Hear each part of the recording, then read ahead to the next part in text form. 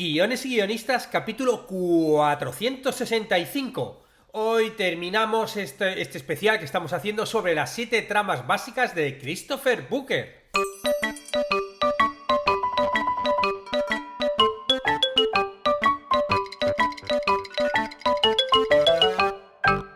Buenos días a todos, bienvenidos a Guiones y Guionistas, el podcast con el que todos podemos aprender a hacer guiones y en el que el guionista es el rey y la guionista la reina. Yo soy David Esteban Cubero, vuestro anfitrión, y cada semana salimos al aire con 2 programas en los que vemos un nuevo elemento, técnica o herramienta para que sepáis más del entramado mundo de los guionistas y el básico arte de los guiones.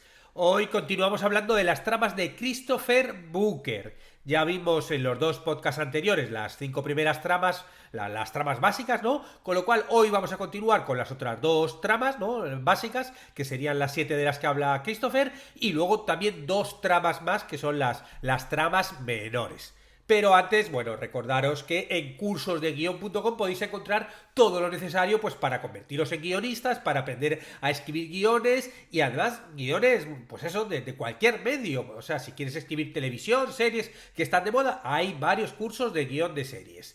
¿Que quieres aprender una película? También, cortos, largos, pues si quieres documental, cómic, videojuego, o sea, lo que quieras, vas a poder encontrarlo porque ya tenemos 76 cursos a día de hoy y cada semana salen clases nuevas, con lo cual, imagínate. De hecho, ahora, por ejemplo, estamos con el curso de Tarantino, ¿no? Bueno, curso de Tarantino, el cual analizamos un poquito, pues, la vida y la obra también de Tarantino, ¿no? De hecho, en esta tercera clase estamos viendo cuáles son los hábitos que hace Tarantino en sus guiones, sus rutinas de trabajo, qué es lo que Tarantino ha ido recomendando a lo largo de todas las charlas que ha hecho a lo largo de su vida respecto al oficio de guionista y que nosotros podemos aprender. Y ahora sí, ya nos vamos con las tramas de Christopher Booker, que como os decía antes, en los 2 podcasts pasados, el 1 y el 2, hemos analizado esta clasificación de tramas que ha hecho el periodista y escritor Christopher Booker en su libro The 7 Basic Plots, Why We Tell Stories. Las 7 tramas básicas, ¿por qué contamos historias? Nos vamos con la trama sexta, que es la tragedia. Como vimos en la trama anterior, la comedia está caracterizada porque los personajes suelen vivir un final feliz. Muy bien, pues en la tragedia sufren el destino contrario, ¿no? Y en la mayoría de las historias que siguen esta trama básica, bueno, pues los protagonistas no van a conseguir su meta, no van a conseguir resolver ese conflicto, ¿no? Como ellos lo esperaban. Aquí realmente no nos vamos a encontrar con héroes triunfantes, con monstruos derrotados porque ellos han conseguido ganarlo, o bueno, a lo mejor si matan al monstruo, está bien, lo matan, pero luego ellos van a morir, ¿no? Porque aquí, en lugar de todo ello, pues la trama al final va a tener el típico giro que nos va a llevar un poco a la pérdida, a la muerte, al sufrimiento. Y bueno, como os podéis imaginar, esta trama, ¿no? Dentro de esta trama estaría pues las tragedias griegas, ¿no? Edipo Rey, Electra, las tragedias de Shakespeare también, ¿no? Romeo y Julieta, Macbeth, Otelo, Hamlet, el rey Lear, ¿no? ¿Cómo acaban estos personajes? Acaban todos fatal. Son grandes tragedias, ¿no? También hay clásicos de la literatura, como Ana Karenina, Madame Bovary, Fausto, historias que se han llevado todas a cine, a la televisión, y algunas películas como Bonnie and Clyde, Jules and Jim, o Scarface, por ejemplo. ¿Cómo acaba Scarface, no? Scarface cara cortada, ¿no? Creo que le llamaban en algún sitio. Bueno, o, por ejemplo, si estamos hablando de series, una serie mítica moderna, Breaking Bad. Este tipo de historias suelen comenzar con un protagonista que está como incompleto, roto, o que a menudo se obsesiona con un deseo prohibido, ¿no? Hablaba de Breaking Bad, ese Walter White que se mete en el mundo de la droga pues para pagarse el tratamiento del cáncer y también para dejar dinero a su familia, ¿no? Le viene ese cáncer, eso es, nunca mejor dicho, un protagonista incompleto y le mete en ese deseo prohibido, ¿no? Y luego este protagonista va a luchar por conseguir cumplir ese deseo, lo va a lograr a lo largo de la historia, pero lo que no va a resultar lo que él esperaba, ¿no? O hay veces que ese deseo pues tiene demasiado egoísmo, lo que hace es causar la desdicha a los demás, ¿no? Walter White realmente va causando destrucción a su paso, ¿no? Y al final el protagonista va a sufrir y va a ser consumido por su propio deseo. De hecho, bueno, pues muchas veces va a acabar muerto. esta descripción que hace Booker de las tragedias se acerca mucho al concepto de la tragedia clásica. Es la historia del villano que, cayendo en espiral hacia el mal, sigue siendo, acaba siendo derrotado un poco por el héroe. Y bueno, como pudimos comprobar en el final de Breaking Bad, la resolución se logra solo con la muerte o la destrucción del personaje principal. No tiene por qué morir, puede ser una muerte simbólica o una muerte social, ¿no? Y lo curioso es que este final trágico muchas veces es visto como justo. Incluso aunque hayamos simpatizado con el villano, ¿no? Y ver algunas de sus elecciones como correctas o forzadas por sus circunstancias, ¿no? Realmente al final podemos entender por qué lo hizo o cómo lo hizo, incluso nos puede medio caer bien aunque sea malo. Pero, bueno, pues realmente entendemos que, bueno, pues acaba Breaking Bad y vale, pues el final que tiene Walter, pues es el que se merecía, ¿no? Aunque sea un final trágico, bueno, es el que se merecía, lo tenemos que entender así. Nos vamos con las etapas, las 5 etapas. En la etapa de anticipación, la primera etapa, el protagonista se siente incompleto o insatisfecho y se centra en alguna gratificación inusual, ¿no? Un objeto de deseo o el curso de una acción extraño. En el sueño, el protagonista sigue este comportamiento hasta que no hay retorno. Chan, chan, chan. Al principio sí, las cosas van bien, aunque esté haciendo las cosas malas, porque sea malo, pues yo que sé, a nuestro Walter White, pues yo que sé, vemos cómo empieza a ganar dinero y cómo le empieza a funcionar esta venta esta venta de droga, ¿no? Y nadie se percata, ni lo persigue, consigue escaquearse ante todos, ¿no? Pero incluso muchas veces en esta etapa, incluso si lo atrapan, nadie parece poder detenerlo y piensa que puede salirse con la suya. Pues la de veces que ha estado Walter White a punto de que lo pillen y como el tipo, pues claro, es un personaje muy brillante, un tipo muy inteligente, siempre consigue escaquearse, ¿no? Bueno, pues llegada la frustración, que sería la tercera etapa, ahí ya las historias comienzan a ir mal, ¿no?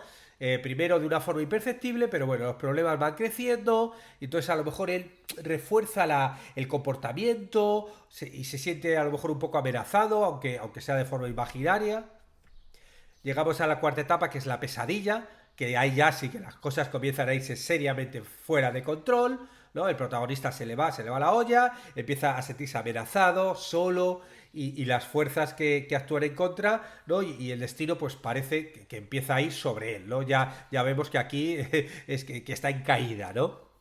Y finalmente, pues bueno, pues llega la destrucción, ¿no? El protagonista está a punto de caer por a lo mejor algún acto de violencia o por los instintos de los enemigos o por los distintos enemigos que ha hecho, ¿no? Y te llega esa muerte o destrucción del héroe trágico que libera al mundo y que le rodea pues esa oscuridad que había forjado, ¿no? Y que, bueno, vemos que el mundo sin él pues va a ir mejor, ¿no? Él realmente siempre tienes esa especie como de sensación de que él se lo merecía y de que, bueno, pues que ha tenido un final justo, ¿no? Este final trágico del protagonista y que pasa un poco como en las comedias griegas, ¿no? Que al final el que aprende no es él, el que aprende es el espectador. El espectador de estas obras ve que, bueno, que al final, bueno, pues esta especie de defecto del protagonista, este error que ha cometido, pues ha sido su ruina, ¿no? Que ha sido lo que le ha llevado a la locura y a su caída, ¿no? Con lo cual, bueno, aunque en algún momento haya sido un personaje bueno, bueno, ha tenido ciertos fallos que le han llevado a ese final. Séptima trama básica, el renacimiento, ¿no? Esta sería la última trama básica y aquí, bueno, vemos como el héroe se convierte en presa de un hechizo, de una maldición o de un reto que lo enferma y que lo hace fracasar o mantiene incompetente, ¿no? Antes de que pueda liberarse y ser redimido, ¿no? Aquí ya no, es como la tragedia, pero de repente bueno, pues levanta, remonta, vemos que sube para arriba. Y precisamente por eso, por ese final, ¿no? Un poco más ejemplarizante y más positivo, podemos ver que este argumento aparece en muchos cuentos infantiles, ¿no? El príncipe y la rana, la bella durmiente, la reina de las nieves, la bella y la bestia. También aparecen novelas como El jardín secreto, como el cuento de Navidad de Dickens, ¿no? Por ejemplo, ¿no? Que tiene ese final moralizante. O películas como mi villano favorito, ¿no? La de Gru, o como el Grinch se robó la Navidad, o incluso si analizamos toda la saga de Star Wars también podíamos ver esa caída y redención. Es decir, que estas narraciones normalmente nos hablan de un protagonista que cae en espiral hacia el mal y luego en el último segundo sufre una transformación gracias normalmente a una figura redentora o incluso a lo mejor una encarnación de su propia personalidad, ¿no? Que tiene en su interior, esa especie de niño interior, o algo bueno que le hace remontar, ¿no? Como por ejemplo en Qué bello es vivir, ¿no? It's a Wonderful Life, creo que se llamaba en la versión original. Y esta figura salvadora, pues al final le enseña al protagonista a amar y a ver las cosas como son, ¿no? Lo que incluye muchas veces una especie como de reordenamiento de prioridades, ¿no? Vale, sí, esto lo pongo delante, vale, me dejo un poquito ya esto del trabajo, y un poco más a la familia, o este tipo de cosas, ¿no?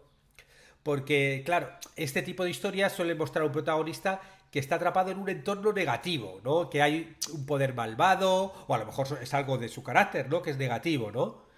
Y ese personaje catalizador que le ayuda a salir de ahí muchas veces es un mago, es un fantasma, es un hada, es esa especie de lado suyo positivo o el niño que fue, y es eso lo que le ayuda a salir despertando la habilidad de amar, ¿no? Es un poco eso, la forma como más optimista de la tragedia, ¿no? Porque al final tiene ese final feliz. Y uno de los problemas con esta trama es que el héroe no se ocupa activamente de su problema, sino que normalmente suele ser rescatado por otra persona, ¿no? Y entonces, pues claro, al final no tienes esa resolución del conflicto interno.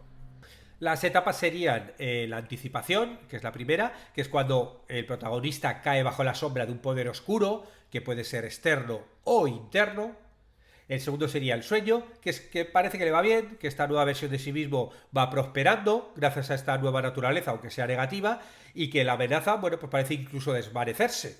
El tercero es la frustración, donde todos los malos augurios y sombras regresan con toda su fuerza, ¿no? Hasta que el héroe incluso se ve encarcelado en el estado de muerte en vida, no es algo medio metafórico, claro. El cuarto sería la pesadilla, ¿no? Donde, bueno, vemos que todo el mal rollo continúa y incluso ya parece que este poder oscuro parece que va ganando completamente.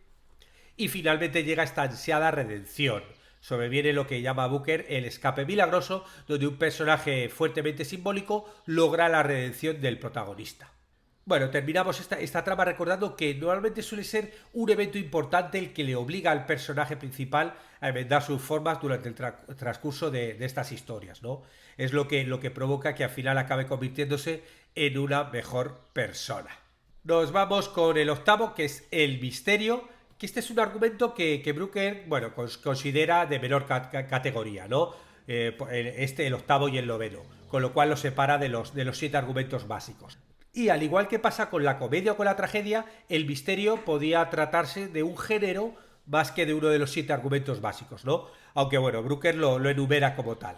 Y esta trama básicamente funciona con una ficción que está basada en que hay un protagonista que se ve envuelto, pues ya sea por casualidad o por intención propia, en un hecho horrible y que tiene que descubrir qué ha ocurrido. Sí, un hecho horrible, hemos hablado de misterio, sí, obviamente nos estamos refiriendo a las típicas novelas o películas de detectives o suspenses de típicas de Agatha Christie, ¿no? Pues hay un muerto y tenemos al típico investigador que tiene que descubrirlo, Agatha Christie o Conan Doyle, ¿no? Los famosos de Sherlock Holmes, que ya sabemos que fue uno de los grandes inspiradores de Agatha Christie. Y bueno, si lo llevamos hablaríamos de todo el cine negro o alguna película moderna más tipo Ryan Johnson, la última de Ryan Johnson, Puñales por la espalda, ¿no? Que no deja de ser como una actualización de este género de misterio, ¿no? O suspense. Normalmente al inicio de estas tramas se presenta al lector el suceso y a continuación se introduce al protagonista y a su vinculación con el hecho. A lo largo de la historia el protagonista va a investigar y recopilar información para establecer los hechos. Aunque algunas de estas pistas suelen ser falsas y bueno, lo llevan a conclusiones erróneas o un punto muerto. Esto ya sabemos que el trabajo de un guionista, y más en este caso, es, bueno, ponerse lo difícil al protagonista, poner pistas falsas, poner obstáculos, poner barreras, para que la cosa no se resuelva rápido, ¿no? Incluso parezca que no se vaya a resolver, ¿no? Pero bueno, en esta trama al final el misterio es resuelto, obviamente, y el protagonista se ve envuelto en una confrontación climática con el antagonista, ¿no? Hasta que, bueno, se resuelve el misterio. A Brooker, por ejemplo, él en su libro dice que no le gusta esta trama básica porque el detective, ¿no? El investigador, no tiene una conexión personal con los personajes que ha de entrevistar o con el crimen que está investigando. Normalmente es alguien externo, de fuera, pues ya sea que un detective que contratan, un policía o alguien periodista a lo mejor, que bueno, se pone a investigar algo en el cual no está implicado. Con lo cual, bueno, pues entonces el protagonista para Booker no tiene ningún conflicto interno que resolver. Y esto es verdad que es cierto en muchos de sus misterios, ¿no? Muchas de las historias de Conan Doyle o Agatha Christie realmente no hay ninguna implicación, simplemente trabaja y punto, ¿no? Hay otras historias como el asesinato en el Orient Express, o de cine clásico como El Halcón Maltés, o Chinatown, en la que el detective sí que tiene un interés personal en el terreno, ¿no? Con lo que, bueno, pues ya tienes más conflicto interno, ese dilema moral. Claro, yo por eso, en todas estas películas de cine negro y las novelas de Dashiell Hammett, las historias de Marlowe, claro, hay muchas veces como que el propio investigador se enamora de una de las testigos o de la que le contrata, o hay como cierta implicación que lo que te haga al final es como bueno, cuanto más se moje en la historia, cuanto más se meta en la historia, pues esa parte luego final, a lo mejor si se encuentra que ella es la protagonista, bueno, pues ahí puede haber un dilema moral y hay más conflictos. Y otra cosa que comenta es que los argumentos de misterio muchas veces dejan al lector con la sensación de que el mundo no ha sido totalmente curado, ¿no? O sea, como que, bueno, ha habido víctimas inocentes que están muertas, ¿no? Y en eso se diferencia un poco a la mayoría de las historias básicas que hemos visto, quitando la tragedia, ¿no? Como que realmente, bueno, es un mundo más turbio, ¿no? El thriller es un mundo más de claroscuros y el final no es como de, un happy end. Sí, a lo mejor resuelve quién es el autor del crimen, pero vamos, el muerto sigue muerto. Y nos vamos con la novena trama, la última, que es la que él llama la rebelión contra el poder. Que bueno, aunque Booker realmente haya dicho que es uno de los argumentos menores, ¿no? Que tiene poca representación en la literatura, porque recordamos que analiza la literatura, es verdad que en estos últimos años ha aparecido muchas historias de estas, ¿no? Ha habido sagas distópicas en los que los héroes se rebelan contra el sistema, o la entidad que gobierna y controla su mundo en una clara actitud de protesta social. He dicho saga historia, recuerdo la novela y luego la serie del cuento de la criada, por ejemplo. Porque en este argumento la orientación suele dedicarse a presentar al protagonista y al mundo, ¿no? Y este mundo es un mundo mísero, corrupto, ¿no? Y todo esto provocado por los que están en el poder. Y el protagonista decide acabar con el sistema por voluntad propia. Pero es más común que sufra un acontecimiento que lo lleve a rebelarse contra el poder. Y ahí, bueno, empieza a aumentar la tensión cada vez más, hasta que finalmente se desarrolla esa especie como de batalla final en la que el protagonista suele salir victorioso y el poder es derrocado. Estamos hablando de clásicos de la literatura como 1984 de George Orwell, Fahrenheit 451 de Ray Bradbury. Esa, bueno, yo la novela la leí, pero bueno, primero vi la peli de Truffaut, una peli que vamos, yo la vi en mi juventud y me puso del revés. Esa película, Fahrenheit 451, me encantó y me removió, vamos, alucinante, ¿no?